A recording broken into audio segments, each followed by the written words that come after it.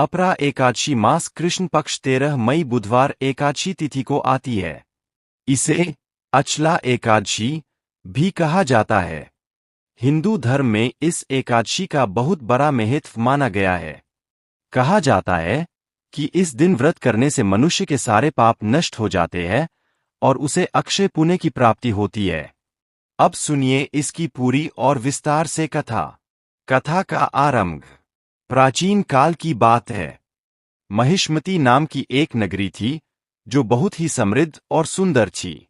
उस नगरी में एक धर्मपरायण राजा राज्य करता था जिसका नाम था महेंद्र सेन।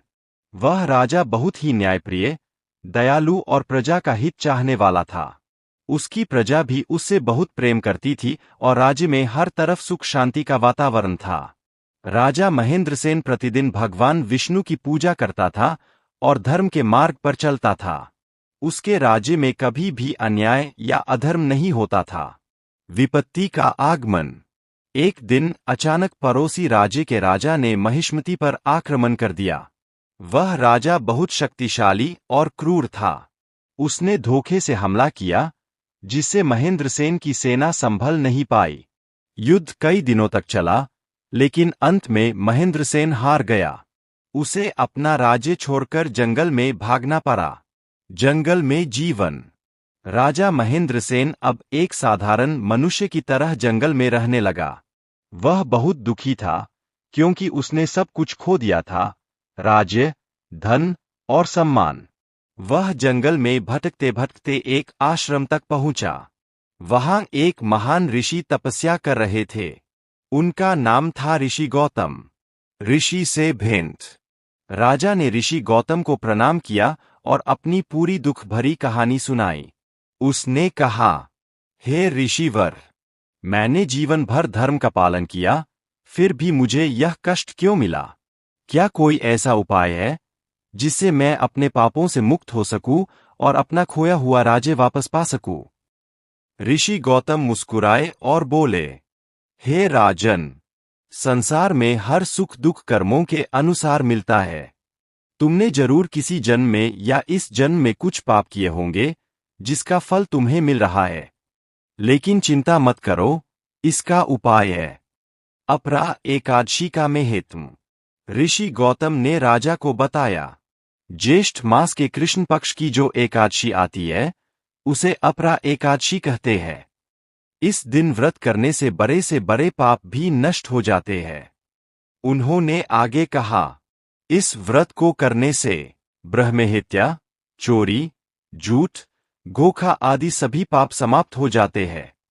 यह व्रत गंगा स्नान, तीर्थ यात्रा और दान पुण्य के बराबर फल देता है। जो व्यक्ति इस व्रत को सच्चे मन से करता है उसे मोक्ष की प्राप्ति होती है। व्रत करने का संकल्प। राजा महेंद्र सेन ने ऋषि की बात को ध्यान से सुना और निश्चय किया कि वह अपरा एकादशी का व्रत करेगा। जब एकादशी का दिन आया तो राजा ने पूरी श्रद्धा और नियम के साथ व्रत रखा। उसने दिन भर भगवान विष्णु का ध्यान किया, भजन कीर्तन किया और किसी भी प्रकार का अन्न ग्रहण नहीं किया। रात का जागरण। राजा ने पूरी रात जागकर भगवान का नाम लिया। उसने अपने मन, वचन और कर्म से कोई भी पाप नहीं किया। उसकी भक्ति और श्रद्धा देखकर भगवान विष्णु बहुत प्रसन्न हुए। चमत्कार। व्रत के प्रभाव से राजा के सारे पाप नष्ट हो गए। कुछ ही दिनों बाद उसे अपने राज्य की खबर मिली कि उसके शत्रु आपस में लड़कर कमजोर हो गए हैं। राजा ने अवसर देखकर फिर से अपनी सेना संगठित की और युद्ध किया।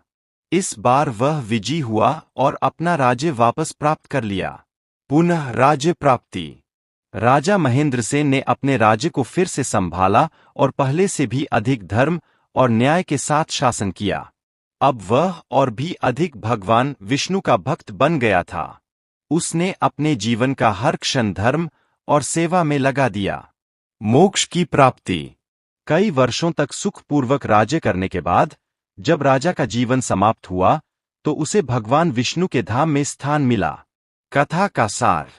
अपरा एकादशी की यह कथा हमें यह सिखाती है कि जीवन में चाहे कितनी भी बड़ी समस्या क्यों न आ जाए, धर्म और भक्ति का मार्ग नहीं छोड़ना चाहिए।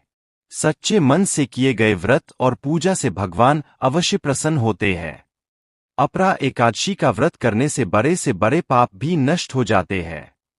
व्रत करने की विधि संक्षेप में। सुबह जल्दी उठकर स्नान करें। भगवान विष्णु की पूजा करें। व्रत का संकल्प लें। दिन भर उपवास रखें। रात को जागरण करें। अगले दिन द्वादशी को व्रत खोलें।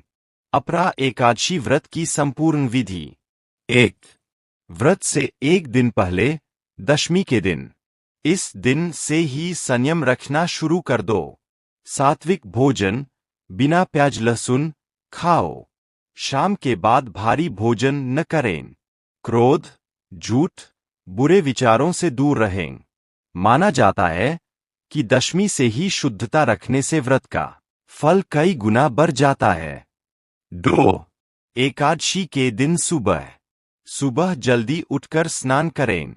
साफ कपड़े पहनें, अगर हो सके तो पीले या सफेद। घर के मंदिर में दीपक जलाए। भगवान विष्णु की मूर्ति या तस्वीर के सामने बैठें। पूजा में क्या चढ़ाएं? तुलसी पत्ता, फूल, धूप दीप, फल। 3. व्रत का संकल्प।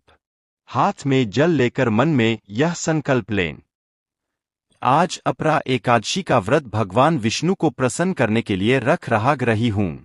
4. व्रत कैसे रखे? विकल्प 1. कठिन व्रत, पूरा दिन बिना पानी, निर्जला। विकल्प 2. सामान्य व्रत, फल, दूध, सूखे मेवे ले सकते हैं। जो पहली बार व्रत कर रहा है, वो फलाहार वाला व्रत